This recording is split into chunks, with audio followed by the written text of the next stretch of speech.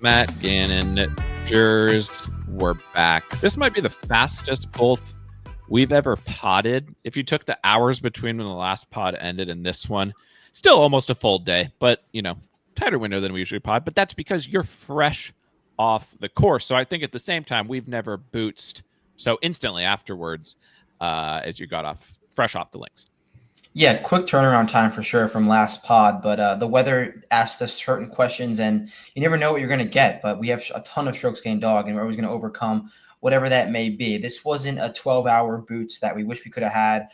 Weather got in the way, but we still got a ton of great information out there today. So we got another full day tomorrow, so obviously head to the site and check out that. But I feel like I got a great layer of information right now that I saw today, and I'm ready to chat it up with you, Adam. Yeah, and I think that's awesome. And like we said yesterday, go and if you haven't listened to yesterday's pod, we spent a ton of time on the DP World Tour, most importantly. But there's some good. We might do that again today. No one knows. We could talk more about Martin. Honestly, I think we could.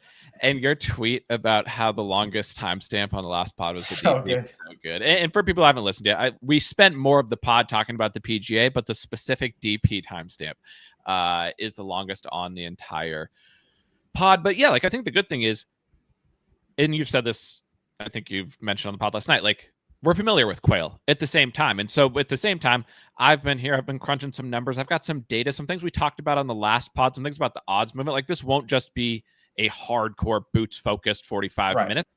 It's now, we talked last night.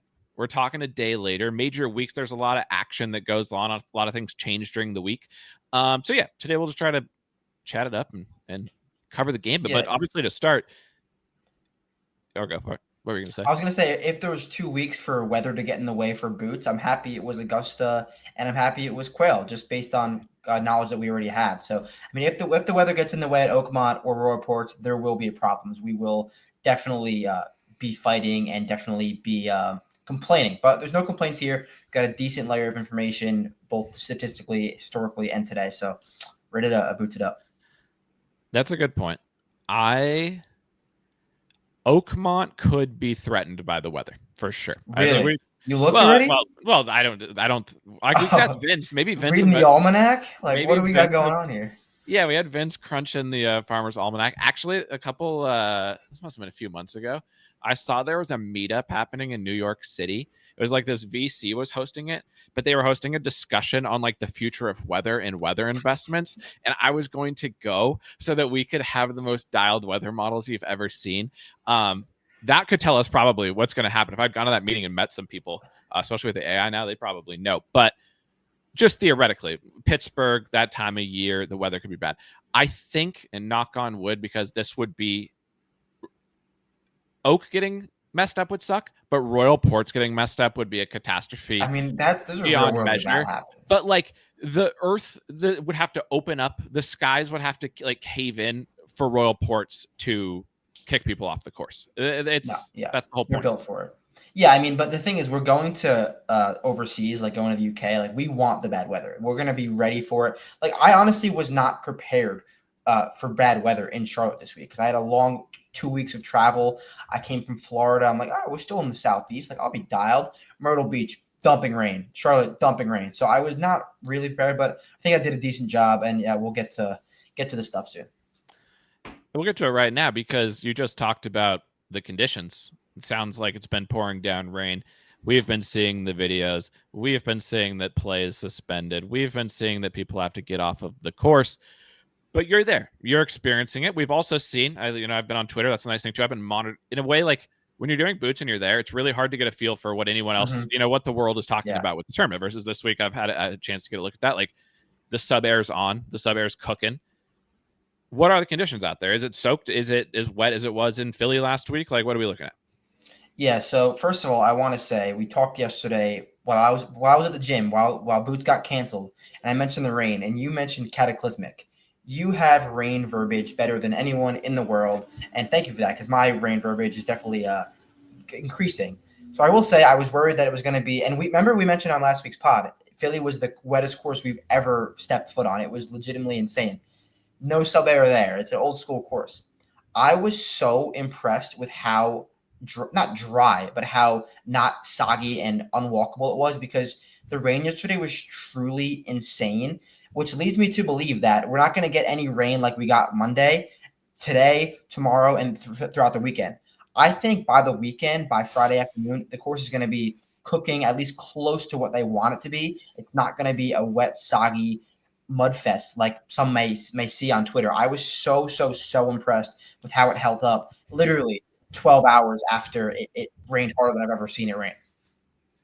Because, and I think the point you make there is important, because looking tonight's supposed to be occasional showers. Tomorrow's supposed to be some light rain, and then less than 20% rain chance the rest of the week, and only 50% tomorrow. So it may not rain again. If you're saying it's already, and the SubAir technology nowadays is truly unbelievable stuff. Like it really is amazing. And it's already making an impact. You add by the weekend, should we just be expecting firm and solid quail golf? I've never seen quail at its firmest. I will say, I don't know if it can get to that level, but I will say I was truly so impressed with it because it was raining so hard and so consistent yesterday that I was expecting close to Philly. It was like it barely had rained. Sure, there were some wet spots and it was a little bit wet grass, but it wasn't anything like I would have imagined. So yeah, maybe I'm expecting some firm and fast Bermuda on the weekend, especially with the SubAir. Maybe the best SubAir system in the world, truly, because it was unreal stuff. People at Augusta are going to be at your door in seconds. They're going to, that might be what sends people after us on the pod is you questioning. I'll make that take. I'll die on that hill. Okay. You also compared Augusta to Valhalla. So the Augusta people, we may never get a press credential for Augusta if you keep making statements like this, but that's good to hear. I did. I would say two things. I think that's really good to hear from how the tournament is going to play standpoint. But I think it opens up more questions about what styles of play will work at the course. Because I think if it was soaking wet and we knew it was just going to be super soft all week, obviously it's already a long course, bombers, all of that type of stuff. Now, at the same time, I think back to even last year in the first round of Quail, I remember being shocked. Balls were like one hopping off the green with long irons and nuking over the back. Like it was boom, off the back of the greens. I'll tell you, I saw some of that today. And so if you're telling me that, well, I guess my question would be, and we're thinking out loud here because you just sent in the boots report. I've got the raw boots report in front of me. I haven't had time to kind of like pour over it and get it cleaned up. So these are real-time questions that I have based on what you're telling me. Is it possible that they do such a good job of sucking the water out of the greens, but at least for the first couple of rounds, the fairways and rough are still wet enough that there is an advantage for bombers, and that loft coming into the greens ultimately becomes the question of the week? Or is it that now iron players, like how are you thinking about how that impacts how the tournament might play, and will the fairways be wetter than the greens, or do you think expected to be about equal? Yeah, I did notice today the fairways were definitely wetter than the greens, and I'm not sure how much you read into the boots report, but I did note that the balls landing on the fairways were as quiet as I've ever heard balls land on the fairways because they were softer. And then the greens, I mean, yeah, some balls were stopping on the greens, like it wasn't impossible to stop them. But even on par threes, when guys were hitting the ball perfectly, teeing it up, getting the perfect amount of spin, there were some obviously long par threes bouncing middle of the green, bouncing out top of the green, and going over in some spots. So I do think that at least the first two rounds or early on in the tournament, that driving distance will have a more impact than it will over the weekend as the course firms up. So yeah, I do think that's a valid take. Yeah. So if you're first round leader markets, things like that, keep that in mind. But also obviously over the course of the tournament, because 2 days of the tournament is half of the holes they're going to play during the week. And another question on just specifically the greens and how they, thinking back to last year, I just remember watching and being shocked kind of in those first 2 rounds. I'd never really seen Quail play like that, just the way they were rejecting long iron shots. Do you see that, like, are the greens slopey? Like, how does it look visually? I know we've got all the stats basically, and this was your first time actually laying eyes on it. Like, What do these greens look like? And when you think about how iron shots go into these greens, having seen other courses, what's it like? What's it compared to? Definitely well protected. Visually intimidating. I think more visually intimidating than they actually are. But not saying they're easy by any means. I will note, like on the around the green sense, I think that these are like the most fair around the green conditions, meaning that great around the green players will prosper and bad around the green players will really falter. Like you have to hit good shots, but it's like you're not going to get like too many bad breaks. But back to your question, into the greens. Yeah, there's definitely spots where if you're not hitting the center, not hitting the correct slope, you're going to get boned into some bunker, you're going to miss the green. It's not like you're going to just hit one because it's wet. You got to hit decent shots, got to hit solid shots, and you got to be playing from the fairway to control those balls. And I think also what I was thinking was like, just going back to the firmness of the greens and that tough long iron shots and balls being rejected or landing on top of slopes and going off of the green. Are there spots on these greens where if they put the pin, your choice is either try to land it up top, and if you land it up top and you don't have enough height that you're going off the back or off the sides or whatever it may be, or are they flatter like from where they can put these pins and how that may actually increase the firmness of the greens because ultimately it's a smaller target that they're playing into, right? Or are they bigger kind of visual targets where you can use slopes and get it down close to the hole? I think there's a little bit of both. I think there are some pin positions where that would come into play, but then there's also some more benign spots on specific greens. There's definitely a few pins on a few like par fives where laying up might be a better option depending on where the pin is. So yeah, I mean, I'm really impressed on Quail Hollow. This is my first time seeing it, and I know it's getting slack because it's hosting the PGA Championship. It's not getting slack for being a golf course, and I think it's an unbelievable test. I think it's an awesome golf course, and I've always had no problems with Quail, but this is really, really awesome to see in person, and I'm happy with what we have at hand because I guess we'll talk on the rough soon, but everything that this golf course is presenting, I think, is perfect, and the greens, like you said, a ton of fair spots and a ton of spots where you could bone yourself. I think they could just do whatever they want, really. Like there could be a day where like Philly day one where the guys went super low. Guys have gone low at Quail before, and then if they wanted to trick it out, they can really trick it out and make it a 72 scoring average. Yeah, first of all, that is awesome to hear as somebody who, again, wants to be excited about the tournament this week and was maybe a little bit skeptical of Quail as a host. Again, not necessarily with the golf course. It's obviously a modern big boy golf course test that we don't necessarily see outside of, honestly, the PGA Championships and US Opens and things like that. And then Quail, the problem being we see it so often, it's like, I just want something new. But that's good to hear. And that's exciting to hear. And I guess you mentioned the rough, and obviously that plays into your answer to this next question.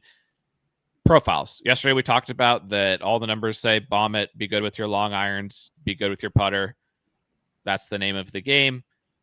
Do we have any reason to think that's not the name of the game based on what you've seen out there? No, not here to break any news, not here to change any narratives. I think the number one path to success is bomb it long and straight, be great with your middle to long irons.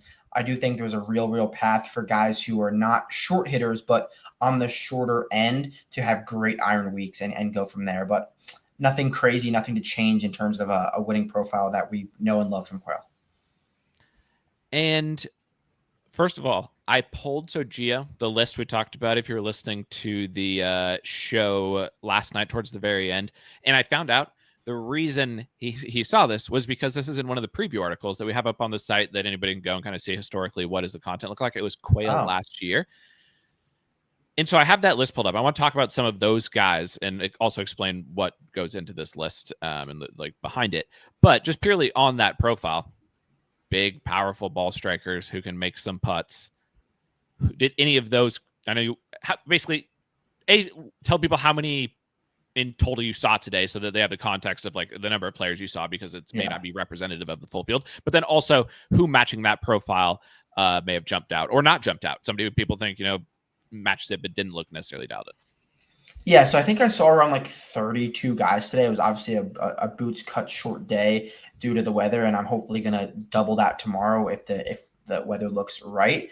But a guy that maybe looked the part of someone who could do that tee to green wise, I could go with a top dog, but I'm going to go with like a long shot guy who maybe you'd want to touch on DFS, touch on top 40 market.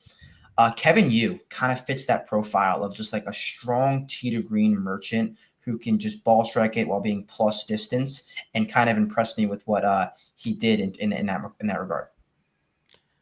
One of the guys, and so this list that I pulled together was a list that I used last year to narrow down the list of theoretical contenders at Quail, and it was guys who over their last 25 starts are at least 8 yards or above field average in driving distance, and also have had at least one +3 putting effort in their last 5 starts. So guys who come in, sending it off the tee, making putts, just kind of driver putter build type of guys. A guy on that list, a guy that we talked about yesterday, a guy I've had in my brain at Quail, and I'm seeing him on the Boots report here, so I know you saw him. Joaco Neiman. You said yesterday you said if it was firmer, that would actually be better for Joaco. That's telling me Thought that what's immediately happening. when I walked there. I thought that. Okay, so yeah, what is the situation with Joaco? Because my decision of the week is what to do because I've been talking about Joaco forever here.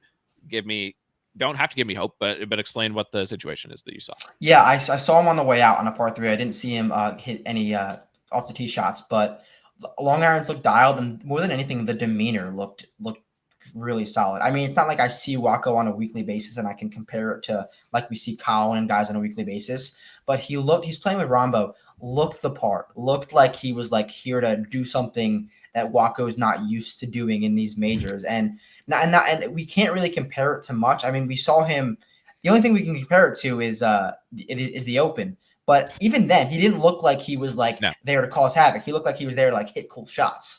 Here he looks like he's here to cause havoc and try to win a golf tournament. I mean, the reason I brought it up weeks ago about Joaco here is because it makes this is the perfect golf course for Joaco. It's the perfect major. It's the least serious of all of the majors. Like if he was going to do it. And he probably knows that. He probably knows that. And I'm in an interesting spot this week because I think when I first brought up Joaco in the Quail conversation was after Singapore or I think it might have been Singapore. And I compared him to Ludd, and I asked you, who do you think is going to have a better career, him or Ludd? And we talked last night. I've been a Ludd hater a little bit historically. They're both of interest. I'm not committing, but I'm considering both of them for the card this week. I mean, you can surely fit it. What are Joaco's odds nowadays? 35. And Ludd's around 30 now, right? Ludd's at 28, but yeah, he'll probably go to 30. He continues to drift. The more and more I think about the week, I just want guys who can nuke it off of the tee and be generational with their long irons, hit the ball so high with their irons. Because this is one thing I think that really stands out when you go to Boots and you start to see, not just like specifically the course, but just how these guys hit it differently. When people say Ludwig hits the ball differently, that part is true. He hits it so much higher. And the guy in things like that, Joaco, not as much of a high ball hitter, but he's great in firmer conditions. They're just like fitting the mold of the type of guy. And it's also the PGA. And I just feel like if there's a guy who's going to have a breakthrough major, why not the PGA at Quail Hollow? Yeah, this is definitely the one to do so. And like you said, like we both talked about last night, the softness, like Joaco needs a little bit of a firmer course to have those rollouts. But I was so impressed with his damn SubAir that I thought about the conversation we had. And also, I wanted to note that I saw about 35 guys today, and this course is so long and it's not the easiest walk. If I was there for the same exact time at Sawgrass or at Sony, probably would have seen 65 guys because like you know how those routings go. Like you can just see infinite guys. Here you can really only see like one or two guys on one hole, like whatever holes they're on, you see. So I'm like walking up a hole, walking with a few groups, and then walk back, and then the rain came. So I'm going to get out there early tomorrow, hopefully double that number. So get on the site to get all the reports. So. Might be one of your hardest Boots days ever. Like this is something you've been training for. Like we need a generational number of steps tomorrow. Yeah. I'm going to try to hit like the 35K mark tomorrow. We'll see. On Saturday, just stay in the Boots mindset to keep the Boots spirit flowing. I did 25,000 step walk just kind of around New York and down the west side and stuff. Just to keep the energy straight. It might have been why Martin won the next day on the DP. I like it. Just the Boots vibes were flowing.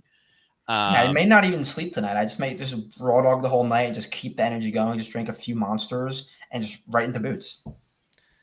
Why not?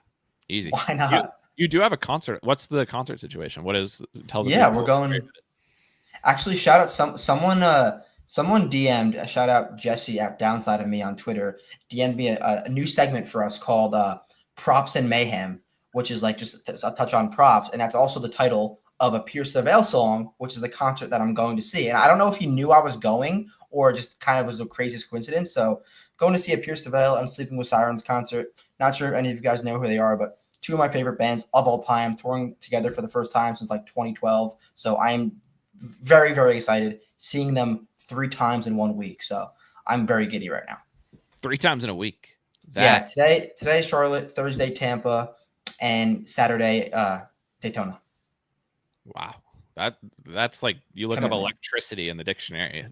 That's what you got. It'd be great if you had some guys in the mix while you're going to all these concerts, because when you're going to concerts during the night, We you're mixing know during that. you're mixing during the day. That sounds like a glorious time. And so you're there.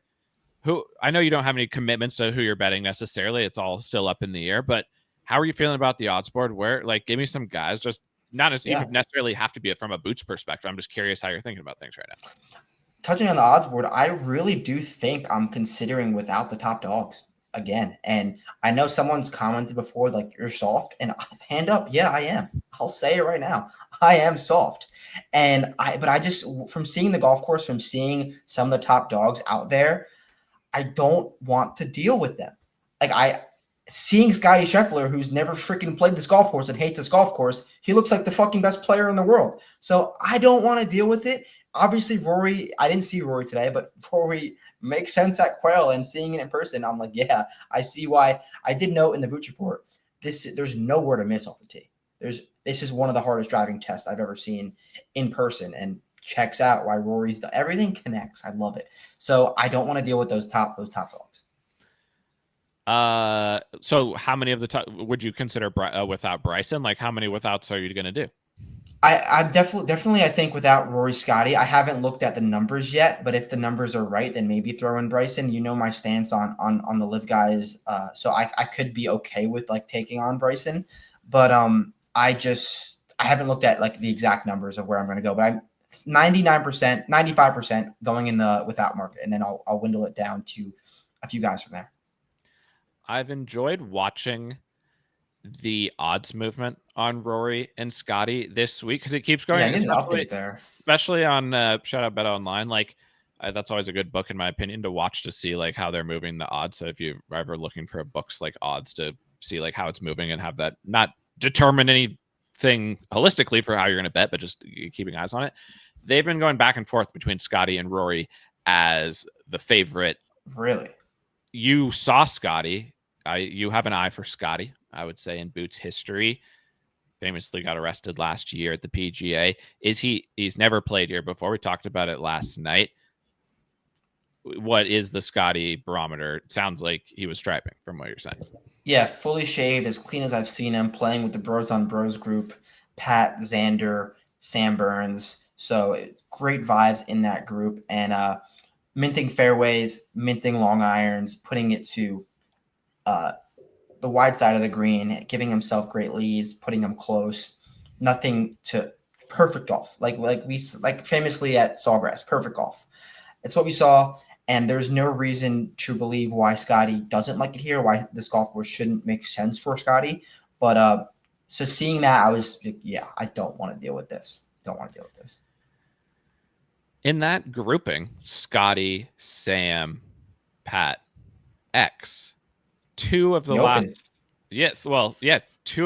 4 majors, because we saw that specifically at the Open, but they played together. Some combination of those people played together in different days at Valhalla, and obviously Xander won both of those events. That historically assessing that group has been good for our chances of honing in on who might play well this week. How did you see it amongst those 4 specifically? We also saw that group at the Players too, and that's when we saw Sam really struggling. Well, I'm going to just give my group power rankings of those 4. Yeah, why not? Yeah, give it to the people. All right, so obviously Scottie won. 2, Patrick Cantlay. He's looked great in practice all year round, and I wrote down. I'll give you guys this. It just comes down to how serious Pat could be on the actual golf course. Because come Saturday, Sunday, when he's 3 back and he needs to make 8-foot putts, how serious can you be, Patrick Cantlay?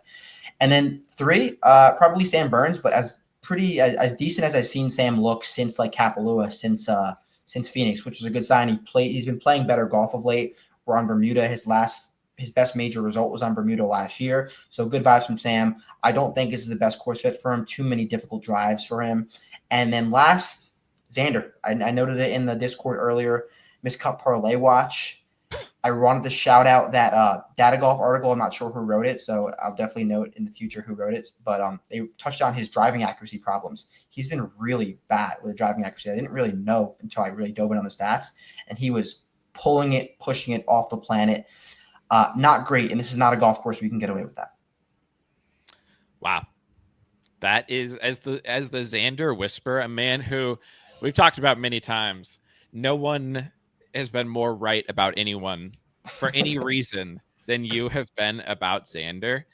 And that was You're pretty good with JT, though. You're pretty close with JT. Yeah, but Xander has two. You bet him to win his first major, his second major, generational calls. Like, I truly, you are one of one when it comes to Xander. But I say that because you just took a strong stance against him. And if some miraculous way, because I trust you blindly on Xander, and he is driving off the planet. And if you're seeing him driving off the planet, like, at the end of the day, that's what you're saying. Like, it all lines up. But this would, if he then wins this week, that would deduce one major that you picked. You'd still have the first one, but you'd have to deduct one from your score, I think. Oh, for sure. I totally agree with that. Totally. All right. A guy you mentioned as playing well, another guy who had his best major finish on Bermuda last year at Pine, another firm Bermuda golf course, is Patrick Cantlay. And one thing I talked about last night about Sepp last week was in JT at Heritage. Now, I made the right decision on JT at Heritage, and I put him on the card, and he won the tournament. Sepp, the model, Vince was pointing from a numbers perspective at Sepp, and I said, we made a mistake by not paying attention to that. I have the numbers of where Vince is at versus the odds, and that's always up on the site. But I want to highlight a couple of those to you because we don't want to make the same mistakes that we made last week. Wow, this is big stuff. Pat, of the guys near the top of the board, because of the true contenders this week, which I think is where you have to be honed in on, the two people from a numbers perspective that Vince is pointing to, Joaco and Patrick Cantlay. And Patrick Cantlay is 45 to 1 this week. But interestingly, he doesn't seem overly popular. I'm looking at the... No, he wasn't overly popular when he was the same number at the Players either. Yeah.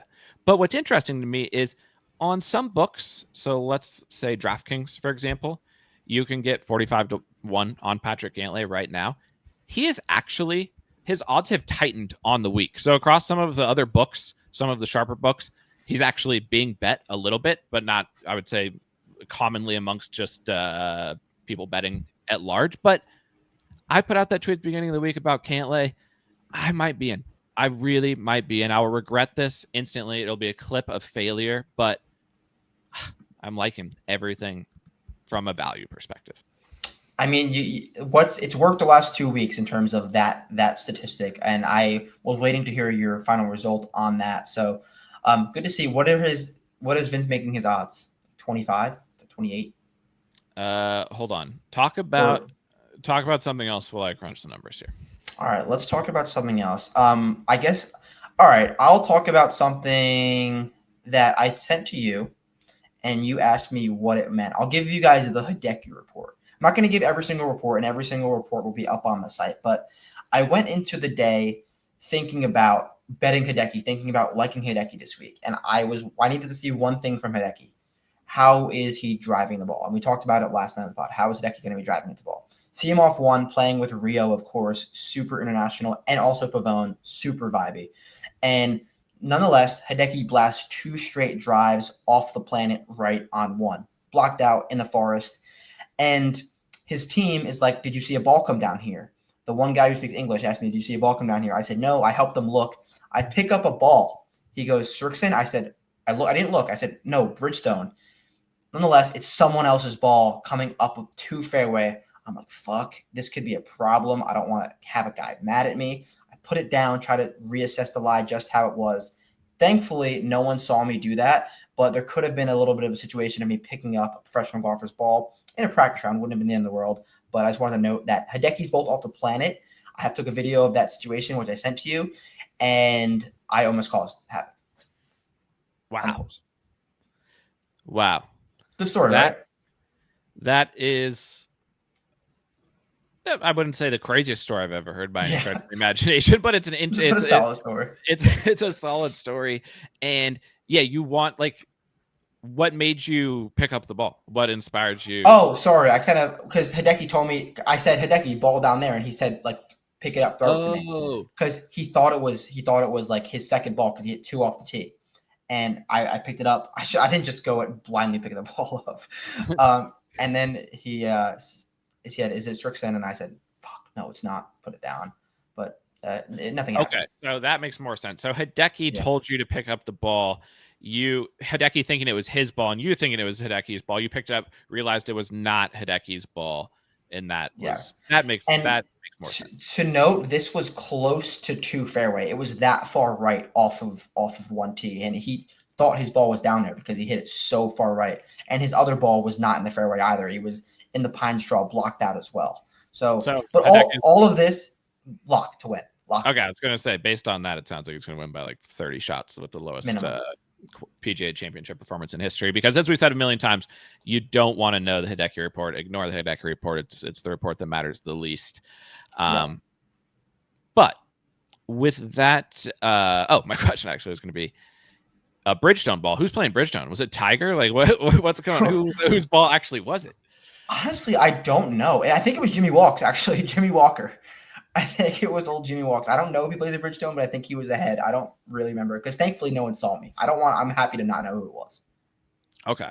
That makes more sense because I was thinking Bridgestone and I was like, who's playing a Bridgestone ball? Like, what is going on out here? But okay, fair enough. But yeah, that's never happened at Boots before, except last week. Tiger got her up and Jason Day. Bridgestone is strong. That is a strong contention. Last week is when I got the logo ball. I found it in the rough at Philly Cricket Club, and it's one of the greatest finds ever because I knew that wasn't a player's ball because nobody was playing. It was like one of the logo balls from the clubhouse, and it was way off the fairway. Pick it up. Imagine someone was playing that. Yeah, Tommy Fleetwood's like, "Hey man, like I'm playing the logo ball this week," but it was so far off the fairway. And like you pick up balls during Boots because they're way off the fairway, and obviously they're not anybody's balls. And usually they were just a bunch of nonsense. But it was sick to get the logo ball way off the fairways. But this sounds like not this situation. Yeah, a lot of times you see like range balls because the rangers are connected to like some of like hole 1 or 18. Sometimes you just pick it up, throw it back on the range, or like sometimes keep it. And Adam, you found a Philly Crick logo ball, like it said like 1858 or something on there. Probably Tommy Fleetwood's ball, but super sick. I've got it on my desk. Show right the people. Here. Oh, where'd it go? I will get it by the end of the pod. Hold on, just a second. Okay. I had it on my desk and it's disappeared. Give the people while I look for the logo ball because it is a generational find. It is. Give me your thoughts on the fact that there are only all but the top 19 guys are over triple digit odds this week. Like I've just never seen so many guys at such long odds. You're talking about the without market. Does that play into your thinking there? Like it stands out as a market pointing to the top of the board. Unlike I feel like not anything I've ever seen, but most of the time. How are you thinking about that? Yeah. All right. Go find your ball. I do think that's part of the reason why I want to go in this without market because it seems so clear that one of these big dogs is going to win. And yeah, why not just bet one of them? But also, I don't want to go 5-1. I don't want to just have to pick between the two. There's a reason why I don't want to bet Rory. There's a reason why I don't want to bet Scottie. There's a reason why I don't want to bet Bryson, and there's a reason why I don't want to bet JT. And then from there, without market, I'm not a big theoretical hold guy. I don't know the value. I don't even know like how that compares to the odds market or the without market because I haven't gotten that far yet. But I do think I'm just going to try to find maybe 3 to 4 names. If I could start with on like a 19-20 without market and then go from there like a 19, a 50, a 70, something like that to hopefully get some value, maybe hit a guy in third behind JT and Rory and cash an outright because that cashes the same way as a winner does. Well, you were saying that. I'd forgotten. I'd taken off my desk, put it back in my backpack because I was cleaning my desk. So it was an easy find. I found it instantly for the people. The Philly Cricket Club logo ball. Straight, it's a velocity too. No wonder somebody was playing that thing out there on the course. But yeah, so that was the find last week out on the course. I've got it on top of my LACC coaster right now on my desk. So small tidbits. You try to remember the Boots journeys. Did you get to the merch tent today? Are you thinking about getting to the merch tent? You probably had time. Yeah, I did get to the merch tent. Didn't make any sick finds. Didn't even find anything too notable. I wanted to get something really like Charlotte related or Panthers related, but nothing caught my eye. And then after I stayed in there for 20, then I left the course. And so hopefully I can do a deeper dive tomorrow. I just sat in my car during the rain delay for a little bit. But if I find anything of note, I will definitely let you know. And also, I'm not going to the without market. I want to be clear there. I will be sticking to the outright market. I'm very, almost no chance I actually do this, but I'm not 1000% saying this is the case. I would rather bet either Rory or Scottie, pick the one I think I'm most confident, or even Bryson, and say, fuck it, I'm just going to single bullet it and live with my fate. If I was that confident that one of them was going to win, now I'm just picking between those two guys. I need to think who I think is more likely to win between Scottie and Rory. It's a 1-versus-1 decision. Yep. But I still think I'll put together a normal card. But at least that's how I'm thinking about it on the flip side. Yeah, no, that's good to know. If I had to pick one of them, it would be, I think I said Rory last night. I've now changed to Scottie if I had to pick one of them. But all the final thoughts, all the official final picks is up on the site. So definitely go take a look at that. But I'm not going to deal with them. I don't want to make that decision. To finish it off, let me give you a couple more guys on the list that Gio called out that I put together. Top of the list is Bryson. That's not rocket science for anybody. That is a no-brainer. Dean is on the list, a guy we talked about last night. Which of these mid-range bombers, I don't know if you saw them or not, that doesn't have to play in, do you like the best of these guys who are on the list? Minwoo, Pooj, CY, Knapp, Carl, Grazerman. Some of those are longer down the board, but of those guys, there's some random names that are just on this list. Who interested you there? Definitely Minwoo, especially as the course gets a little bit firmer, make the green and regulation percentage a little bit harder. I saw him drive the ball like prime Minwoo today. Like, if he could just do that and have a plus, if he could have a plus driving week in terms of Minwoo's standards, he's going to top 5 at the minimum. So if he can gain 6 to 7 strokes off the tee, which is not otherworldly for Minwoo, if he could do it, he will have a really good week. And he's done it in majors before. Like, he's played well in majors. He's 90 to 1. It's not a links course, Jers, but would you bet him? Without, like, he could finish runner up. It'd be like 50 to without. I would say I definitely would be more on board Minwoo with. Now, I just said I wouldn't do the without, but he sounds better in the without market, I would say, than he does. Like, I just don't trust him. Like, he's gonna hit bad iron shots all week, but say he's tied for the lead on Sunday, he'll hit one like in the water, or he will. So, like, I like him playing a little bit from behind. He needs to avoid disaster this week, because he can sauce it up around and on the greens all week long and bomb it off the tee. He just can't hit such horrific iron shots that it completely bones him. So I think it's interesting. Oh, I crunched the numbers on Pat. Remember, I was doing some math on what Vince had the odds for Pat. About 34 to 1 plus 3,400, and there's 45 to 1, 4,500 out there on Patrick Cantlay. But it's Cantlay in a major, and it always comes back to haunt you. But I'm happy to go down swinging on Pat this week. I'm not committing to it. I'm not 100% sold yet. I'm just saying, if I come back and somehow I didn't bet him and he wins, this version of Adam can say that version of Adam. I told you then. Anything else for the people? Obviously, we're going to have everything up on the site this week. DFS, outrights, model, stats, boots report. It's all up there. $9.99 for the weekly, $34.99 for the monthly. Vincerix.com. The shirts, the listeners, if just a like and subscribe, a 5-star review. If you're not subscribing to the site, you don't want that extra level of detail, we totally support that as well, and appreciate every single person in any way, shape, or form that you interact with the Vincerix brand. But anything else for the people, Jers, to leave them with? Yeah, definitely look forward to a nice detailed course report up today, edited and finished up by Adam later on, and then a few awesome player reports, and then tomorrow a generational boots report. In terms of, it's going to be very, very, very player driven. Might not even touch on any course conditions if I don't need to.